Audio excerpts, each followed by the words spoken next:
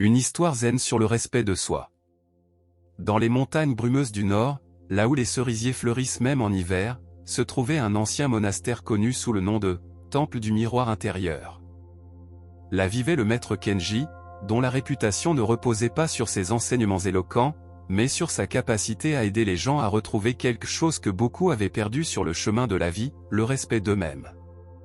Voici l'histoire de Yuki, une jeune potière dont les mains façonnaient des vases d'une beauté exceptionnelle, mais dont le cœur était fissuré comme une argile mal cuite.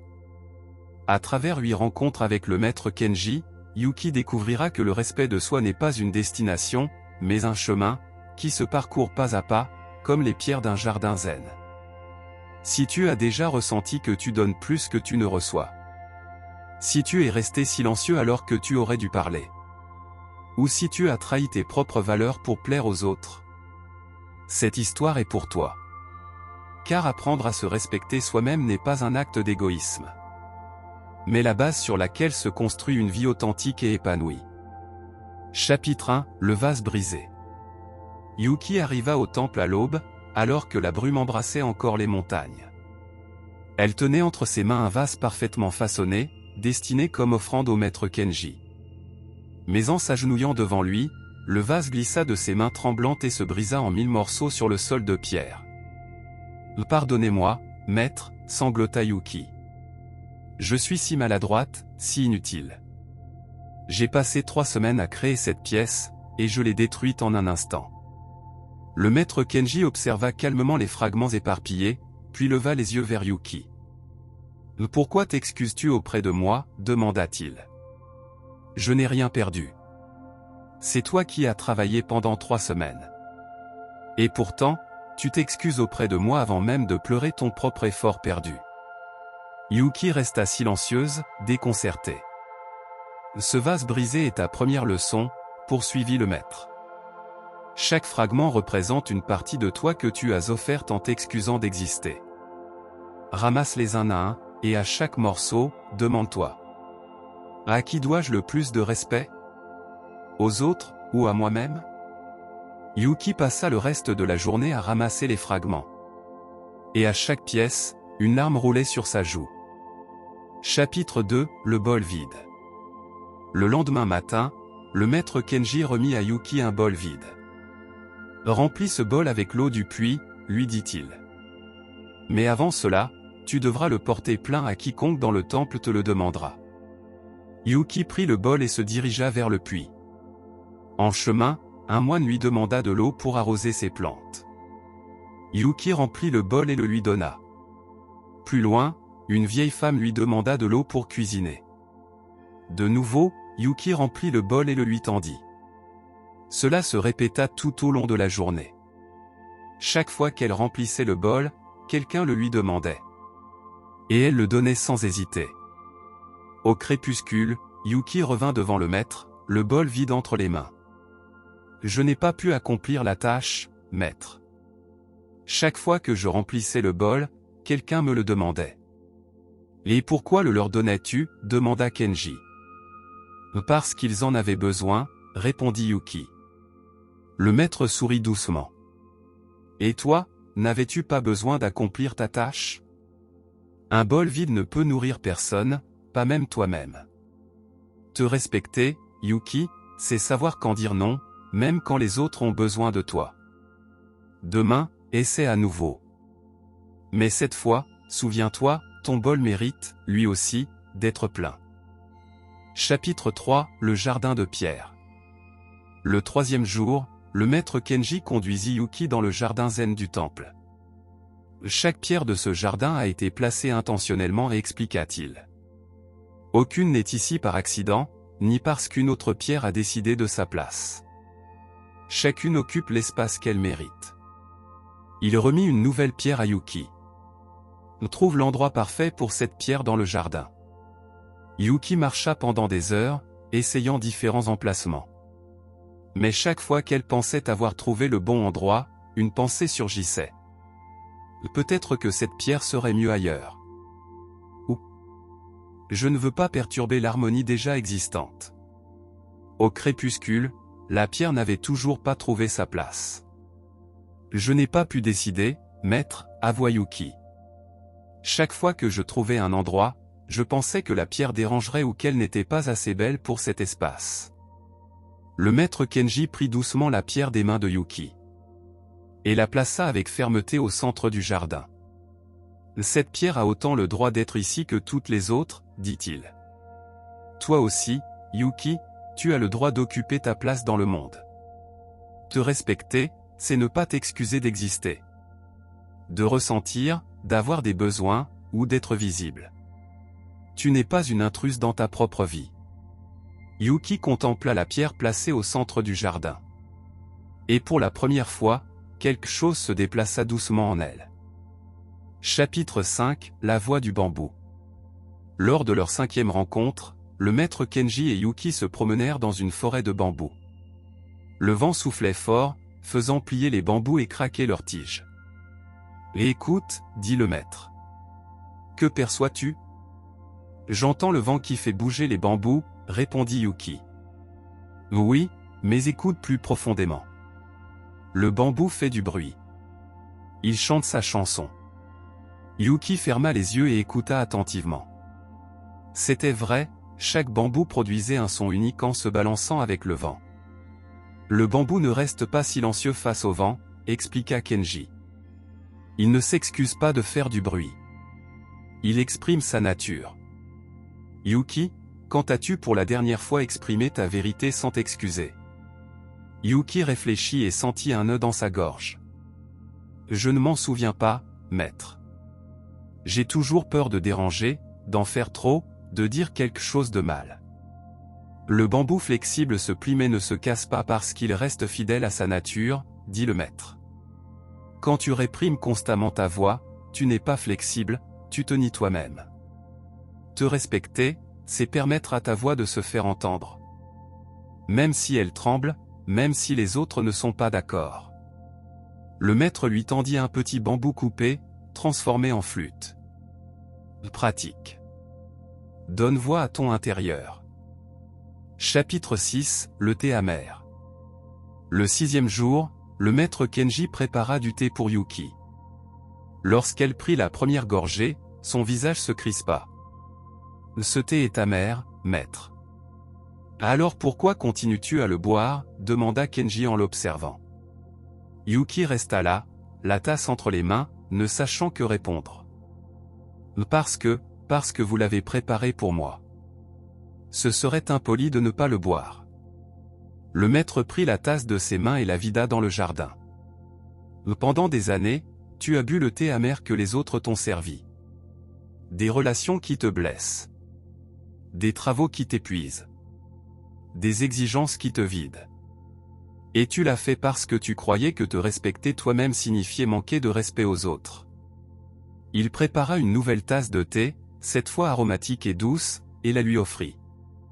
Le véritable respect de soi, dit-il, c'est savoir quand arrêter de boire ce qui te poisonne. Tu n'es pas obligé de finir chaque tasse que l'on te sert. Tu n'as pas à rester dans des situations qui te nuisent simplement par loyauté, obligation ou habitude. Yuki but le nouveau thé, et pour la première fois depuis longtemps, elle goûta quelque chose qui la nourrissait véritablement. « Mais maître, demanda-t-elle, n'est-ce pas égoïste de penser d'abord à soi-même » Répondre n'est pas de l'égoïsme, Yuki. C'est de la survie. Un arbre qui n'absorbe pas l'eau pour ne pas être égoïste n'aura bientôt plus d'ombre à offrir à personne. Chapitre 7, l'épreuve du feu. Lors de leur 7e rencontre, le maître conduisit Yuki au four où étaient cuites les céramiques. « Aujourd'hui, tu vas créer un nouveau vase, lui dit-il. Mais à une condition, tu dois le faire exactement comme tu le souhaites, sans penser à ce que moi ou les autres pourraient attendre. » Yuki s'assit devant le tour, la terre fraîche entre les mains. Ses mains, habituées à créer ce que les autres désiraient, tremblaient d'incertitude. Pendant des heures, elle travailla, détruisant et reconstruisant la pièce à plusieurs reprises. Enfin, au coucher du soleil, elle termina un vase. Il n'était pas parfaitement symétrique. Sa texture était irrégulière et sa forme peu conventionnelle. Mais il était magnifique d'une manière authentique. « Il est prêt pour le feu, dit le maître. Ils placèrent le vase dans le four. Pendant toute la nuit, le feu le transforma. Le feu est comme les épreuves de la vie, expliqua Kenji en attendant. Quand tu te respectes toi-même, tu n'évites pas le feu. Tu le traverses en sachant que ce que tu es réellement sortira renforcé, et non détruit. Le lendemain, ils retirèrent le vase du four. Il avait survécu, brillant et solide. Ce vase est fort parce qu'il est vrai, dit le maître. Quand tu crées à partir de ton authenticité, du respect de qui tu es réellement, le feu te renforce au lieu de te détruire. Yuki tint sa création entre ses mains, les larmes aux yeux. Pour la première fois, elle ne s'excusa pas pour ce qu'elle avait fait. Chapitre 8, le miroir de l'âme. Lors de son 8e et dernier jour au temple, Yuki retourna dans la pièce du miroir. Mais cette fois, le miroir était couvert d'un voile.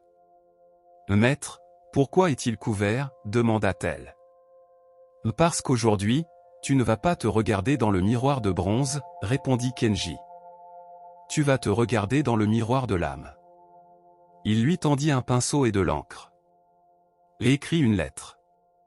Mais pas à moi, ni à ta famille, ni à quelqu'un que tu connais. Écris une lettre à Yuki d'il y a 1 an. Dis-lui ce que tu as appris sur le respect de soi. » Yuki s'assit et commença à écrire. Les mots coulèrent comme une source claire. « Cher Yuki, je sais qu'en ce moment tu te sens petite, invisible, comme si ta valeur dépendait de ce que tu peux donner aux autres. Mais j'ai appris quelque chose de fondamental, te respecter toi-même n'est pas un luxe, c'est une nécessité. J'ai appris que tu n'es pas un vase brisé qui doit s'excuser pour ses fissures. Tu es humaine, complète telle que tu es. J'ai appris que ton bol mérite lui aussi d'être plein, que tu ne peux pas nourrir le monde depuis le vide. J'ai appris que tu as légitimement le droit d'occuper ton espace, comme chaque pierre dans le jardin zen. J'ai appris à nettoyer le miroir et à me regarder avec compassion, non avec jugement. J'ai appris que ta voix mérite d'être entendue, comme le chant du bambou dans le vent. J'ai appris à cesser de boire le thé amer que les autres me servent. Et j'ai appris que le feu de la vie ne me détruira pas si je reste fidèle à qui je suis. Le respect de soi n'est pas une destination, c'est un chemin que je parcourrai chaque jour. Certains jours, je trébucherai. Mais maintenant, je sais que je mérite de me relever, non parce que je suis parfaite, mais parce que je suis humaine, et cela suffit. Avec amour et respect. Yuki. Lorsque Yuki eut terminé, le maître Kenji retira le voile du miroir. Yuki se regarda et, pour la première fois, se vit complète. Pas parfaite, mais complète. Le miroir de l'âme, dit le maître, ne reflète pas ton apparence. Il reflète ta relation avec toi-même. Quand tu te respectes, tout le reste trouve sa place. Yuki s'inclina devant le maître et, pour la première fois, ne s'excusa pas. Elle dit simplement « Merci, maître. J'ai appris que me respecter est le premier pas pour vivre avec intégrité. » Le maître Kenji sourit. « Maintenant, tu es comme le bambou, flexible mais inébranlable. Le vent de la vie continuera de souffler, mais ta voix ne restera plus jamais silencieuse. Va et vis à partir de ce respect. C'est le plus beau cadeau que tu puisses te faire. » Yuki descendit de la montagne avec son vase authentique entre les mains et le miroir de l'âme dans le cœur, prête à commencer sa vie en honorant la vérité la plus importante qu'elle ait apprise. Elle méritait aussi son propre respect, sa propre compassion, son propre amour. Épilogue. Les années passèrent. Yuki devint une maîtresse potière respectée, non seulement pour la beauté de ses créations, mais pour quelque chose de plus profond. Chaque vase qu'elle façonnait portait la marque de son authenticité. Ses pièces étaient imparfaites, uniques, honnêtes. Beaucoup venaient lui demander le secret de son art. Et elle répondait toujours avec un sourire. « Je ne fais pas de vases parfaits. Je fais des vases vrais. Et j'ai appris que la même règle s'applique à la vie. Tu n'as pas besoin d'être parfaite pour mériter le respect. Tu dois simplement être vrai. » Dans son atelier, près du tour, pendait un petit miroir de bronze toujours propre. Et en dessous, une phrase écrite de sa propre main. « Le respect de soi n'est pas de l'égoïsme. C'est le terreau fertile où tout le reste peut fleurir. Chaque matin, avant de commencer son travail, Yuki se regardait dans ce miroir et se rappelait. Je mérite mon propre respect, aujourd'hui et chaque jour. Réflexion finale. Cette histoire nous rappelle que se respecter soi-même n'est pas un acte unique, mais une pratique quotidienne. C'est apprendre à se remplir avant de se vider pour les autres. C'est occuper notre espace sans excuse. C'est se regarder avec vérité et compassion. C'est donner voix à notre intérieur. C'est cesser de boire ce qui nous empoisonne.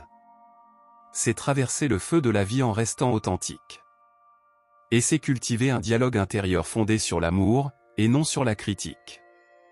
Le respect de soi est le fondement sur lequel nous construisons des vies significatives, des relations saines et un monde plus compatissant. Car ce n'est que lorsque nous nous respectons nous-mêmes que nous pouvons réellement respecter les autres, depuis un lieu de plénitude et non de vide.